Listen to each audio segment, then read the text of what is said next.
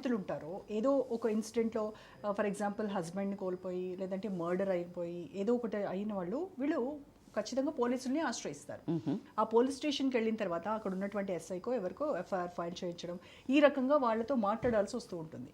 ఇది అదనుగా తీసుకొని అక్కడికి వచ్చినటువంటి మహిళలను లోబరుచుకోవాలని చూసేటువంటి కొంతమంది పోలీసు ఖాకీలు ఎవరైతే ఉన్నారో అలాంటివి కూడా మనం చూసాం. అయ్యయ్యో, అంటే మహిళల్ని లోబరుచుకోవడం అంటే మరి దాన్ని ఏ రకంగా చూడాలి? ఎవరిది తప్పు ఇక్కడ? ఎవరిది తప్పని ఎలా అడుగుతారు? అసలు మీరు డైరెక్ట్గా కనిపిస్తుంది కదా, ఎవరైతే పోలీసులు మిమ్మల్ని మేము కాపాడుతామో ఇలాంటి రాక్షసుల నుంచి అని ప్రమాణం చేసి ఒక ఉద్యోగిగా జాయిన్ అయ్యి దానికి మీరు డబ్బులు తీసుకుంటూ, అంటే మనం డబ్బులు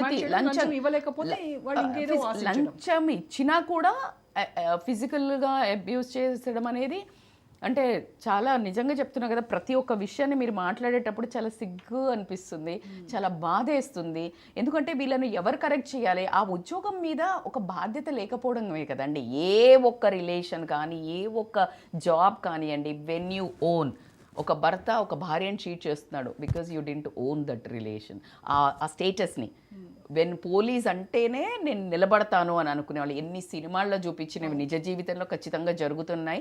చెప్పుకున్న వాళ్ళు కొంతమంది, చెప్పుకోలేక సరెండర్ అయిన వాళ్ళు కొంతమంది, నేను సరెండర్గా అనడం వల్ల హింసలకు పాల్పడ్డ వాళ్ళు ఎంతమందో మనం చాలా మూవీస్లో కూడా మనకు ప్రత్యక్షంగా చూపించారు.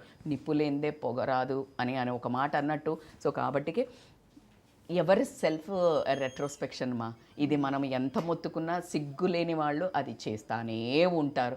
ఒక తండ్రి కూతుర్ని రేప్ చేయడము, ఒక టీచరు స్టూడెంట్స్ని చేయడము, అలాగే ఒక తల్లిని కొడుకు ఇబ్బంది పెట్టడము, ఒక పోలీసు అసలు ఈ సొంత బంధాలే చేస్తున్న తరుణంలో ఒక కాకి వేసుకున్న వాళ్ళు చేస్తున్నారు అనడంలో మనము చేయాల్సిన అది ఒక ఎథిక్స్ బాటప్ విలువలు వీటన్నిటికీ సంబంధించినవి.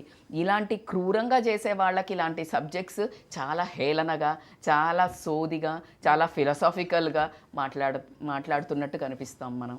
అంతే, వాళ్ళు మారాలి అని మనం కోరుకోవడంలో ఐ థింక్ మనల్ని మూర్ఖులుగా చూస్తారేమో, పిచ్చితనము అని అనుకుంటారేమో అనిపిస్తుంది.